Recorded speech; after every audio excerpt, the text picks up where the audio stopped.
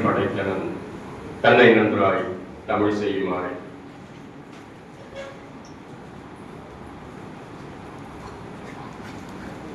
திருக்குறள்ல ஒரு வசனம் வருகிறது, அங்கிருந்தே நான் தொடங்கலாம் என்று நினைக்கிறேன். நன்றி இல்லாதவர்கள் ஆடை இல்லாதவர்கள் என்று அந்த வசனம் சொல்லுகிறது. 1919 இந்திய வரலாற்றில் மிக முக்கியமான ஆண்டு.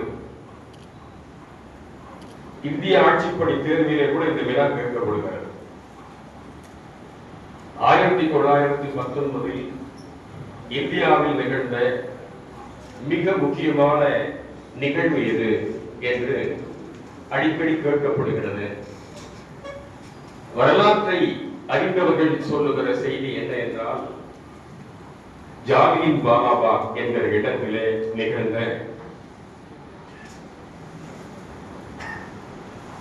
ஒரு மாபெரும் துக்க நிகழ்வு. பல பேர் அங்கே உயிர் நீத்தார்கள்.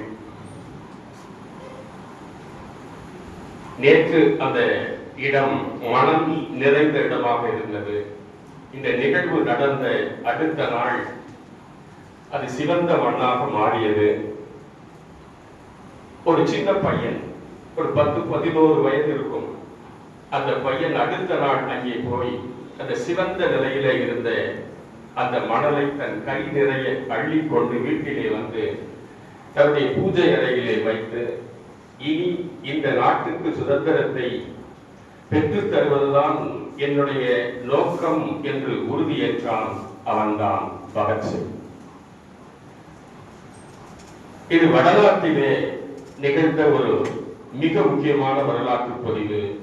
அதே ஆண்டு தென்னாட்டிலே தமிழகத்திலே ஒரு மிக முக்கியமான நிகழ்வு நடந்தது. வாணியம்பாடி இஸ்லாமிய கல்லூரி தொடங்கப்பட்டதும் அந்த ஆண்டுதான். இன்றைக்கு இந்த கல்லூரியினுடைய வயது 106. நான் இந்த கல்லூரியில் படிக்கவில்லை, ஆனால் பலமுறை இயங்கி இருக்கிறேன். முதல்வர் அவர்கள் மிகச் சிறப்பாக வரவேற்புரை ஆற்றுகிற போது ஒரு செய்தியை பதிவு செய்தார்.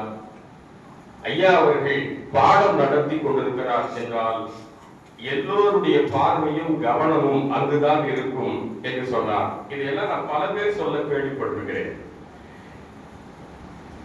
வாணியம்பாடி உலக வரைபடத்தில் ஒரு மிகப்பெரிய வட்டம் விடுகிற அளவுக்கு கொண்டு போய் சேர்த்த பெருமை ஐயா அவர்களுக்கு உண்டு. உண்மையில் சொல்லுவதாக இருந்தால், நான் கல்லூரியிலே படித்துக் கொண்டிருக்கிற போதும் இதே மாதிரி ஒரு இலக்கிய மன்ற விழாவுக்கு சிறப்பு விருந்தினராக ஐயா அவர்கள் வந்து பேசினார்கள். உங்களைப் போலவே நான் அந்த கடைகோடியில் உட்கார்ந்து கொண்டிருந்தேன், வியப்போடு பார்த்து கொண்டிருந்தேன். எப்படி இது சாத்தியமாகிறது? இசைக்கருவி இல்லை, பின்னணி காட்சிகள் இல்லை, ஆனால் ஒவ்வொருவரையும் தன்மையப்படுத்தி அவருடைய அசைவுக்கு கட்டுப்படுத்தி வைத்துக் கொண்டிருக்கிறாரே, இந்த கலையில் இவரை போல தேர்ந்த ஒருவரை நாம் இனி வாழ்நாளில் பார்க்க முடியுமா என்று ஏங்கி பார்த்துவிட்டு ஒரு முடிவு செய்தேன். இவரை போல நாமும் மேடை ஏறி பேச வேண்டும் என்று முடிவு செய்தேன். அதனுடைய விளைவுதான் இப்போது நான் உங்கள் முன்னால் நின்று கொண்டிருக்கிறேன். ஒரு 15-20 ஆண்டுகளுக்கு முன்பு ராணிப்பேட்டையிலே நான் பணியாற்றி கொண்டிருக்கிற போது ஒரு மிகப்பெரிய கருத்தரங்கு, அண்ணல் அம்பேத்கர் அவர்களை பற்றி ஒரு கருத்தரங்கு நடந்தது. ஐயா அவர்கள் தான் தலைமையேற்றார்கள். அந்த கருத்தரங்கிலே நான் பேசினேன். அப்போது குறிப்பிட்ட ஒரு செய்தியை நான் இங்கே பதிவு செய்ய விரும்புகிறேன். ஐயா, நான் ஏகலைவன், நீங்கள் துரோணர். நேருக்கு நேர் சந்திக்கவில்லை என்றாலும் உங்களுடைய அந்த உந்துதல் என்னை இந்த அளவுக்கு கொண்டு வந்து சேர்த்திருக்கிறது என்று நான் குறிப்பிட்டேன். உடனே அவர் தன்னுடைய தலைமை உரையில் சொன்னார், நான் துரோணர் தான், ஆனால் கட்டை விரலை கேட்காத துரோணர் என்று அவர் மிக அழகாக கவித்துவத்தோடு பதிவு செய்தார். இப்படி இந்த வாணியம்பாடி என்கிற ஒரு ஊரை உலகம் அறியக்கூடிய ஒன்றாக செய்த பெருமை ஐயா அவர்களுக்கு உண்டு. அதே மாதிரி கவிக்கோ ஐயா அவர்களுக்கும் உண்டு. எங்கள் குடும்பத்தில் நடந்த ஒரு 5-6 திருமணங்களுக்கு இவர்கள் தான் தலைமை ஏற்று திருமணத்தை நடத்தியிருக்கிறார். என சீர்திருத்த திருமணங்கள் எங்களுடைய குடும்பத்தில் நடந்தது. அந்த வகையிலே எங்களை வாழ்த்தி தாலியை எடுத்து கொடுத்து வளமாக இருங்கள் என்று ஆசி கூறிய பெருமையும் அவர்களுக்கு உண்டு. இன்றைக்கு இந்த கல்லூரியிலே வாழ்த்துறை வழங்குகிற இந்த மிகச்சிறந்த வாய்ப்பை வழங்கியமைக்காக இந்த கல்லூரியினுடைய அந்த தமிழ்துறை தலைவர் அவர்களுக்கு என்னுடைய அன்புக்கு உரியவர், முன்னாள் தலைவர் அவர்கள் என்னுடைய அன்புக்கு உரியவர், இங்கே இந்த விழாவை மிகச் சிறப்பாக நடத்தி கொண்டிருக்கக்கூடிய பெருமக்கள், உதவி முதல்வர் அவர்கள், பேராசிரியர் பெருமக்கள், நான் மிகவும் மதித்து போற்றுகிற என் ஆர்வீர் தம்பிகள், உங்கள் அனைவருக்கும் ஒரு சில வார்த்தைகளை மட்டும் உங்கள் காதுகளை கௌரவப்படுத்த வேண்டும் என்பதற்காக நான் இங்கே பதில வந்திருக்கிறேன். கண் தோன்றி மண் தோன்றா காலத்தே வானோடு முன் தோன்றிய மூத்த குடி. இது பெரும்பாலான தமிழர்களுக்கு தெரிந்த வரி. அதற்கு முன்னாலே ஒரு 2-3 வரிகள் இருக்கின்றன. பொதுவாக அந்த வரிகளை யாரும் குறிப்பிடுவதில்லை. நூல் புறப்பொருள் வெண்பாமாலை கரந்தை திணையிலே வருகிற ஒரு பாடல் இது. இந்த உலகம் தோன்றிய வரலாற்றை ரொம்ப அழகா சொல்லிட்டு போறாங்க. கடலால் இந்த உலகம் மூடப்பட்டிருந்தது. பிறகு மலை தோன்றியது. மண்ணெல்லாம் தோன்றுவதற்கு முன்பே இங்கே மனிதன் தோன்றினான். அவன் வீரத்தோடு தோன்றினான். அந்த மனிதன் யார் என்றால் அவன்தான் நம்முடைய முன்னோராக இருக்கிற தமிழன் என்று அந்த வரி வருகிறார். இந்த கற்கால வரலாறு நீங்கள் படிக்கிற போது பழைய கற்காலம், இடைப்பட்ட காலம், புதிய கற்காலம் என்றெல்லாம் படிப்பீர்கள். தமிழன் என்கிறவன் தான் இந்த உலகத்தின் முதலாக தோன்றிய மனிதன் என்பதை மிக அழகாக பதிவிட்டு இந்த ஐயனார் இதனார் என்கிற அற்புதமான இலக்கண ஆசிரியர் ஏறக்குறைய 9ஆம் நூற்றாண்டு என்றெல்லாம் பதிவு செய்திருக்கிறார்கள். அது தெளிவாக அறிவிக்கப்படவில்லை என்றாலும் ஏறக்குறைய 1000 ஆண்டுகளுக்கு முன்பு தெளிவாக சொல்லிவிட்டு போயிருக்கிறார்.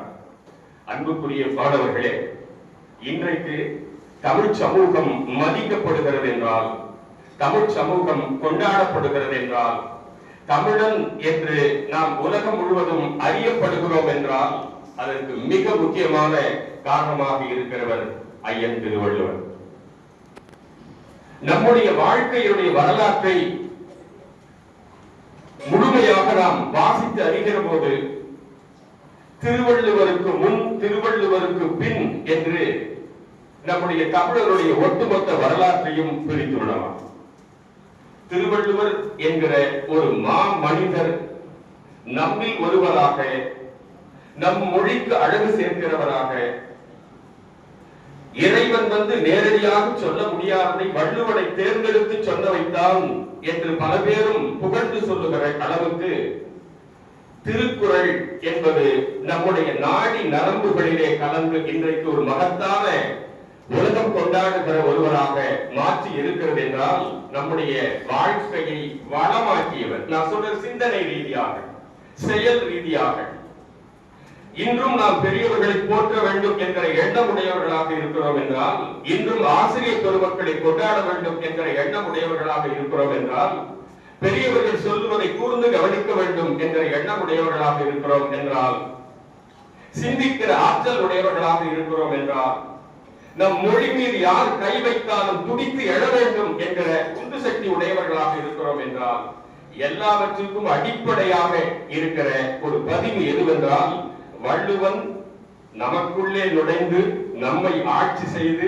நம்மை பேச வைக்கிறான், சிந்திக்க வைக்கிறான், செயல்பட வைக்கிறான் என்கிற அருமையான அந்த பதிவை நான் உங்களிடத்திலே சொல்லி, காலத்தினுடைய அருமை கருதி இந்த அருமையான வாய்ப்பை வழங்கி இருக்கிற இந்த கல்லூரியினுடைய தமிழ்துறையையும் ஐயா அவர்கள் அருகிலே இருந்து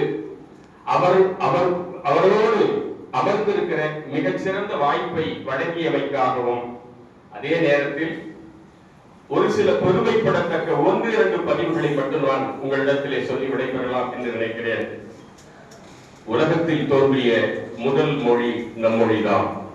இதை வரலாறு அழுத்தமாக பதிவு செய்து கொண்டிருக்கிறது. உலகத்தில் அங்கீகரிக்கப்பட்ட 6 செம்மொழிகளில் தமிழும் ஒன்று. ஒரு அரசாங்கமே செம்மொழி என்று அறிவித்த உலகத்தின் ஒரே ஒரு மொழி எது என்றால் தமிழ் மட்டுமே. இது தமிழுக்கு இருக்கிற அடுத்த நிலையில் இருப்பது. அடுத்து இந்தியாவில் முதலாக அச்சேறிய மொழி தமிழ்தான். இந்தியாவில் முதலாக கணினி பயன்பாட்டுக்கு வந்த மொழி தமிழ்தான்.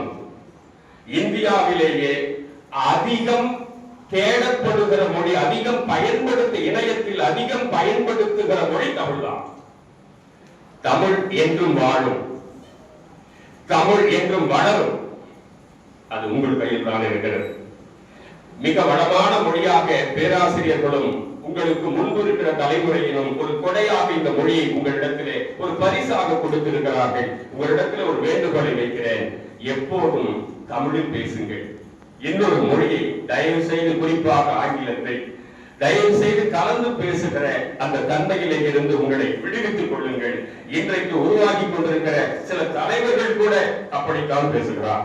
இது வருத்தத்தோடு சொல்லுகிறேன். உங்களை ஈர்க்கக்கூடியவர்களாக கூட இருக்கலாம். நல்ல தமிழ் பேசாதவர்கள் இன்றைக்கு உங்களை நெருங்கி வந்து கொண்டிருக்கிறார்கள். ஆகையினால் உங்களிடத்திலே நான் வைக்கிற கோரிக்கை, நல்ல தமிழை பேசுங்கள். நாம் தான் தமிழை வாழ வைக்க முடியும். எப்போது பேசும் வாய்ப்பு கிடைக்கிறதோ தமிழில் பேசுங்கள். எப்போது எழுதுகிற வாய்ப்பு கிடைக்கிறதோ தமிழில் எழுதுங்கள். எப்போது படிக்கக்கூடிய வாய்ப்பு கிடைக்கிறதோ தமிழை தேடி தேடி படியுங்கள். ஒரு குறிப்பு பேரறிஞர் அண்ணா சட்டென்று என் உள்ளத்திலே வந்து இதை சொல்லப்பா என்று ஆணையிடுகிறார். என்ன செய்தி என்றால், இந்த மொழியை காக்க வேண்டும் என்பதற்காக நம் நாட்டில் நிகழ்ந்த பல்வேறு விதமான போராட்டங்கள் 3 கட்டங்களாக நிகழ்ந்தது. ஏறக்குறைய 500-600 இளைஞர்கள் தன்னுடைய மார்பை காட்டி நின்றார்கள். குண்டடிப்பட்டு இறந்திருக்கிறார்கள். அப்போது பேரறிஞர் அண்ணாவிடத்திலே வந்து சொன்னாராம், வடநாட்டை சார்ந்த ஒரு அறிஞர், வேற்று மொழியை பேசுகிற ஒரு அறிஞர், அந்த மொழி திணிக்கப்பட வேண்டும் என்று சொல்லுகிற ஒரு அறிஞர் சொன்னாராம். அருகிலே வந்து சொன்னாராம், என்ன அண்ணா நீங்கள், இந்தி என்பது ரொம்ப சாதாரணமான மொழி, எளிதிலே கற்றுக்கொள்ளலாம், ஒரு 6 மாதத்துக்குள்ளேயே அந்த மொழியை கற்றுத் தேரலாம் என்று சொன்னாராம். உடனே அண்ணா சொன்னதாக அவரே சொன்னார், என்ன என்றால், 6 மாதத்தில் கற்றுக்கொள்ளலாம் என்று சொல்லுகிறீர்கள். ஆம், நிஜம். 6 மாதத்துக்கு மேலே அந்த மொழியை படிக்கிறதுக்கு என்ன இருக்கிறது என்று கேட்டாராம். ஜி.போ நம் மொழிக்கு மிகப்பெரிய தொண்டாற்றியவர். அவர் எழுதியிருக்கிறார் தன்னுடைய கல்லறையிலே, இங்கே ஒரு தமிழ் மாணவன் வளர்கிறார், மாணவனுக்கு இலக்கணம் என்ன, படித்துக் கொண்டே இருப்பது. அடுத்த பிறவி என்று ஒன்று இருந்தால் நான் திரும்ப தமிழை படிப்பேன் என்கிற அந்த உள்நோக்கத்தை அவருடைய கல்லறையிலே எழுதிவிட்டு போயிருக்கிறார். தமிழ் உங்கள் முன்னால் இருக்கிறது. பேசுங்கள், படியுங்கள், எழுதுங்கள். தமிழ் நிச்சயம் வாழும். வாய்ப்புக்கு நன்றி. வணக்கம்.